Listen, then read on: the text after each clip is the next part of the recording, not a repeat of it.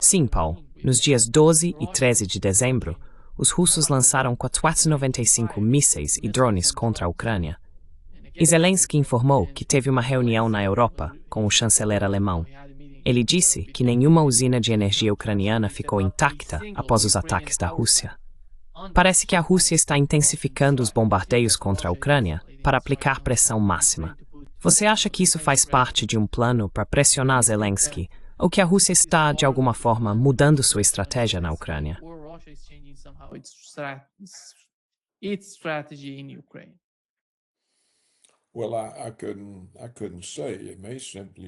Bem, eu não saberia dizer. Pode ser simplesmente por causa dos recentes ataques ucranianos em toda a Rússia, incluindo Moscou. Agora, de acordo com os relatos russos, foi um ataque massivo, mas não causou nenhum dano. Por quê? Não sei se os russos conseguiram conter e derrubar os mísseis, mas houve realmente um ataque muito grande da Ucrânia contra a Rússia. Então isso pode ser simplesmente uma resposta. Veja, até agora, pela forma como Putin tem conduzido mal essa guerra, tudo o que a Rússia faz é uma reação a uma iniciativa do outro lado. Todos esses ataques são uma resposta a algo que a Ucrânia faz. Como já discutimos antes, Putin nunca abordou esse conflito com a intenção de encerrá-lo rapidamente, o que poderia ter sido feito com muita facilidade no início.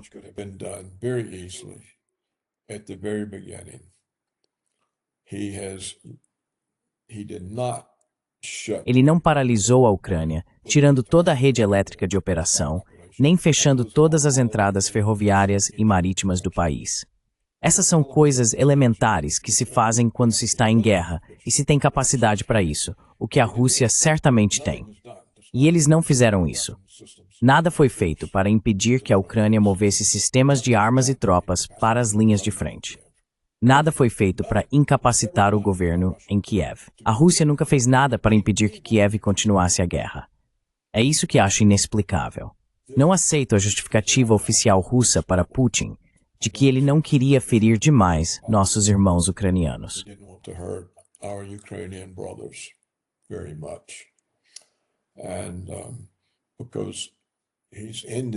E porque ele acabou esvaziando o país de sua população. Os homens ucranianos que não foram mortos no campo de batalha fugiram do país. Agora há 19 milhões de pessoas na Ucrânia. Essa é uma redução extraordinária da população de um país. Portanto, não aceito as desculpas de Putin, nem as justificativas para a forma como esta guerra tem sido conduzida. E não atribuo nenhum significado especial ao recente ataque russo à rede elétrica ucraniana. Meu povo famine que persiste de Ucrânia da Rússia. Acontece steps and muitos raids that have power, so minds of a client for the current rates besta. Than Ukraine's attacks on Russia.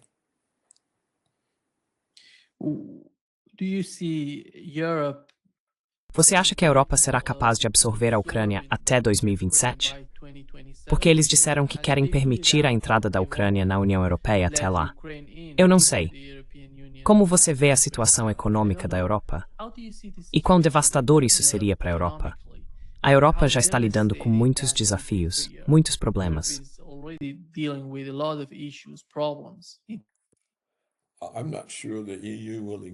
Não tenho certeza se a União Europeia sequer existirá em 2027. Ela está se fragmentando, não está obedecendo às próprias leis.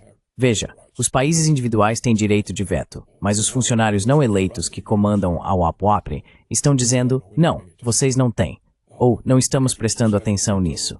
Os países que disseram que vetariam a apreensão de ativos russos congelados foram informados. Ignoramos vocês, faremos o que quisermos. Neste momento, há um conflito entre a Itália e a UE sobre quem é o dono das reservas de ouro italianas. A Itália diz, nós somos os donos das reservas de ouro. E a UE responde, não, nós somos porque vocês nem têm mais sua própria moeda. A lira italiana já acabou, vocês usam o euro. Essa é uma moeda da UE. Vocês não têm uma moeda que precise de lastro ou reservas.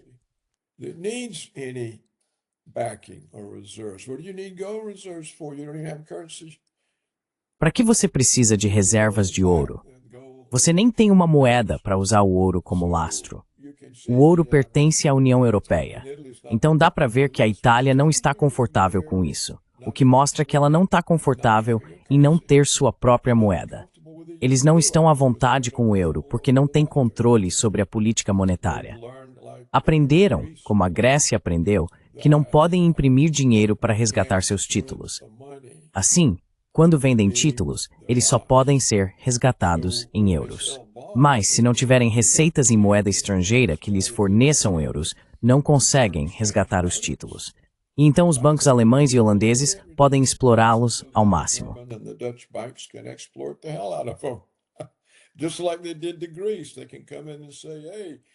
Assim como fizeram com a Grécia. Eles podem chegar e dizer, ei, vocês têm que vender todos os seus recursos nacionais para poder nos pagar. Tem que fechar os serviços de educação e saúde, cortar isso e aquilo, para sobrar dinheiro no orçamento para nos pagar e resgatar seus títulos. Então, essa é a situação. E eu fiquei surpreso que os países europeus tenham sido suficientemente tolos para entrar em um acordo em que perderam sua soberania. Se você não tem sua própria moeda, você não tem soberania nenhuma. E vimos isso. Eles provaram isso. E veja, a Grécia foi saqueada pela União Europeia. Portugal e Espanha também. Ora, por que alguém iria querer estar em uma situação como essa?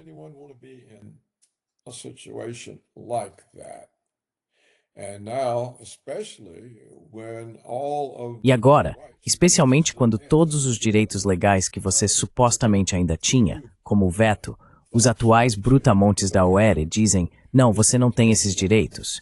Ou nesse caso específico, você não os tem. Você não pode vetar o roubo do dinheiro russo pela UE. E repetindo, vemos agora o conflito entre a Itália e a UE sobre quem é dono do ouro da Itália. Então, qual é o propósito da UE? A quem ela serve? Está cada vez mais cheia de conflitos entre os membros. E vimos a UE tentar sancionar seus próprios membros, como a Hungria, que se recusa a seguir toda essa política anti-russa. Se eu fosse a Hungria, faria o mesmo. Eles estão bem ali. A Rússia está logo ao lado, sabe?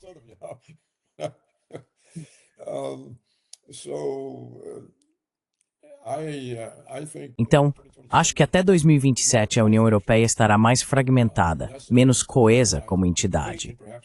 E acredito, e talvez eu já tenha dito isso antes quando conversamos, que o motivo pelo qual a UE está exagerando a ameaça russa inexistente é uma forma de manter o bloco unido. Eles dizem, vejam, precisamos permanecer unidos porque temos esse grande inimigo aqui, a Rússia. Assim que eles engolirem a Ucrânia, vão nos engolir também. Precisamos estar unidos para resistir. Então, acho que é por isso que a Europa insiste em manter a figura do inimigo russo, enquanto Trump tenta se livrar dela. Porque isso vai além de qualquer alcance realista da hegemonia americana. E Trump está dizendo, bem, ainda somos hegemônicos, mas dentro da nossa própria esfera de influência.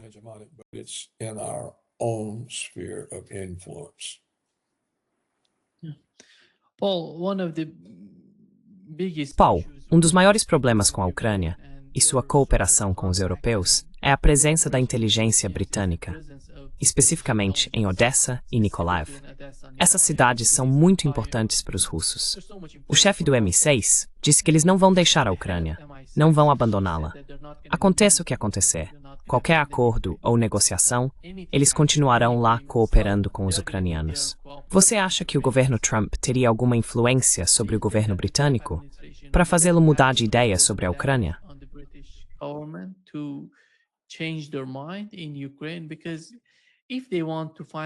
Porque, se eles querem encontrar uma solução permanente para a Ucrânia, não se quer nenhum serviço de inteligência em Odessa, especialmente em Odessa, que é tão importante, agindo contra os russos. Isso traria repetidas vezes, talvez alguns ataques, algum caos, e poderia levar a novas guerras. Como você vê isso do lado do governo dos Estados Unidos, a administração Trump? Há alguma influência ou algum tipo de pressão sendo exercida sobre o governo britânico, sobre a inteligência britânica?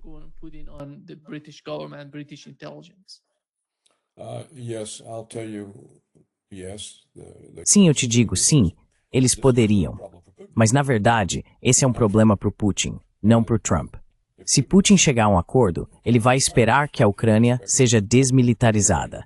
Então, qual é o sentido de ter o MI6 britânico lá, operando contra a Rússia? Isso está nas mãos de Putin. Ele vai dizer, bem, se isso continuar, então não há acordo e nós simplesmente tomaremos o resto do país. Não há nada que a inteligência britânica possa fazer a respeito disso. Se fosse na época soviética, o governo soviético simplesmente mandaria a KGB assassinar todos os membros da inteligência britânica na Ucrânia. Eles seriam simplesmente mortos. Putin certamente poderia fazer isso, mas não é do seu feitio. Eu não acho que ele faria. Acho que ele apenas diria, bem, vocês estão quebrando o acordo, então, estão prontos para a retomada do conflito militar? Of military conflict. Now, what you ask about could the United States. Agora, sobre o que você perguntaria? Os Estados Unidos poderiam fazer algo? Bem, lembre-se, um único homem, George Soros, foi capaz de derrubar a libra esterlina. Ele sobrepujou o Banco da Inglaterra.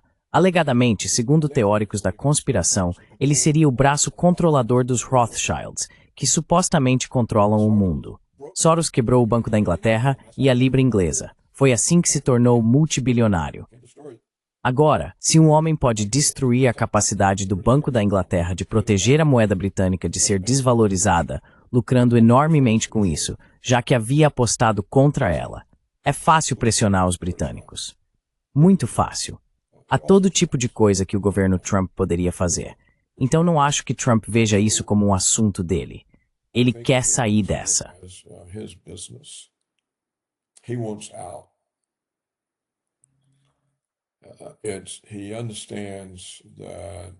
Ele entende que os Estados Unidos não conseguem administrar com sucesso todos esses conflitos com países que são tão poderosos ou talvez mais poderosos do que os próprios Estados Unidos.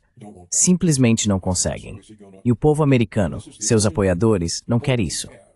Então, ele vai. Essa é a única esperança que temos de Trump se livrar da influência de Netanyahu.